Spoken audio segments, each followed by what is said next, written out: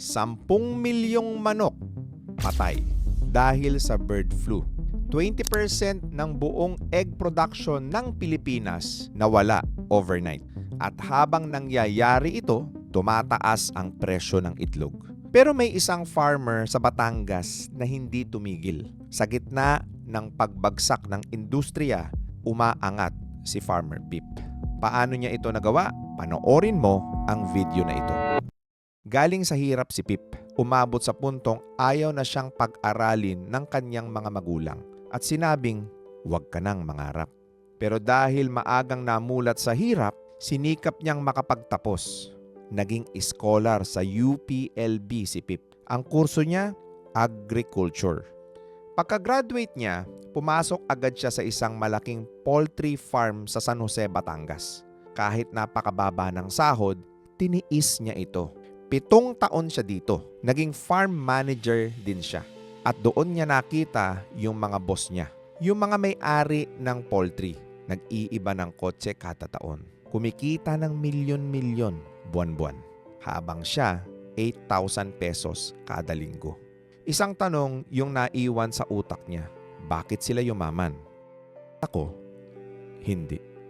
Hanggang sa nabasa niya itong isang libro na ito, Rich Dad, Poor Dad. At dito niya natutunan na isang paraan para yumaman ay matutong magbenta. Kaya kahit mahiyain si Pip, hindi marunong makipag-usap, umalis siya sa farm at nag-apply bilang salesman ng veterinary products. 4 na taon siya dito, pero hindi niya ito ginawa para lang kumita. Nandito siya para matuto. Pagkatapos ng 4 na taon, nakaipon siya ng 1 million pesos.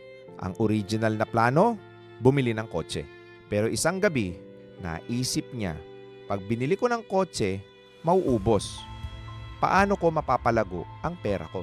Kaya naman, 600,000 pesos pinuhunan niya sa 5,000 manok.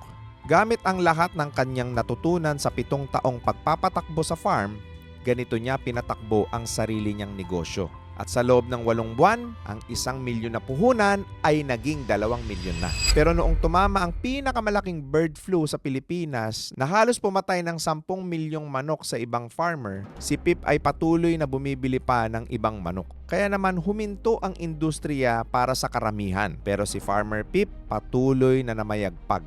Hindi siya swerte, may specific steps siyang ginawa. Nag-aral, pumasok sa loob ng industriya, nakita yung mga mayayaman, pinag-aralan yung kahinaan niya, umalis kung saan siya komportable para matuto, yan ang naging susi at sandata niya kung paano siya nagtagumpay.